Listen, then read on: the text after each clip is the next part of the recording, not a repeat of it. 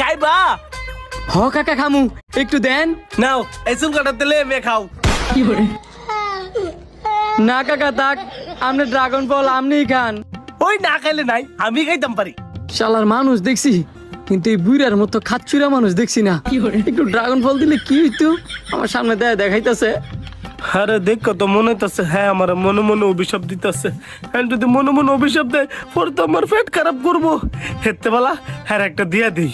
ভাতিজা তুমি কি ড্রাগন খাইবা? হ কাকা, না না না, আপনি ড্রাগন ফল আপনিই খান।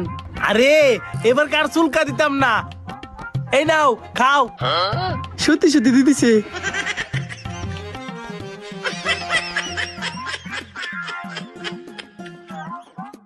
কাকা শেষ।